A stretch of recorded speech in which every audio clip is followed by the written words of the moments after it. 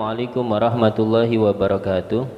Puasa itu dinisbatkan kepada Allah, yaitu tatkala disebutkan fa innahu li, sesungguhnya puasa itu untukku dan aku yang akan membalas. Puasa itu mulia, keistimewaannya berbeda dengan yang lain karena dinisbatkan kepada Allah. Berbeda dengan rukun Islam yang lain, sholat, zakat, dan juga naik haji jika mampu.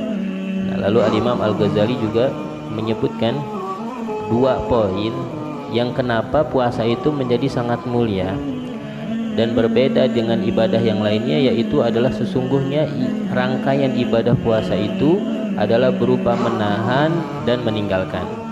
Sedangkan kalau kita sholat itu ada gambarannya, rangkaiannya, yaitu takbir, salam sampai salam. Orang zakat ada rangkaiannya, ngeluarin harta lalu ada yang menerima. Orang naik haji ada rangkaiannya, bahkan sebelum naik haji dia itu membuat acara, bahkan sampai sana dia tawaf di depan orang, kelihatan orang, ada rangkaiannya. Sedangkan puasa itu hanya menahan dan meninggalkan dan sifatnya rahasia, nggak ada yang tahu ya. Orang bisa jadi dia itu sahur belum tentu dikatakan puasa, bisa jadi dia sahur diam-diam dia buka dan tidak disebut puasa. Artinya sobat yang dimuliakan Allah, orang yang puasa ya, dan dia menahan lapar dan haus dan yang dari membatalkan puasa berhubungan dengan suami istri ya, itu semua adalah semata-mata karena Allah Subhanahu wa taala. Kalau kita katakan orang yang puasa itu karena ustadz, orang yang puasa itu karena orang tua, bisa saja dia di belakang ustadznya dia makan, nyatanya tidak.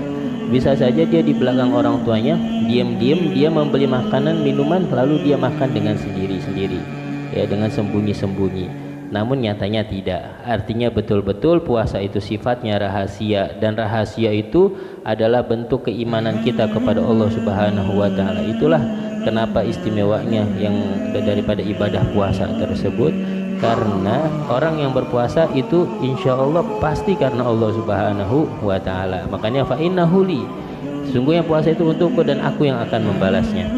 Poin yang kedua, Al-Imam Al-Ghazali mengatakan bahwasanya puasa itu dapat meredam ya nafsu, yang mana nafsu itu senjatanya setan, diredam dengan puasa ya. Karena namanya senjatanya setan berupa nafsu itu adalah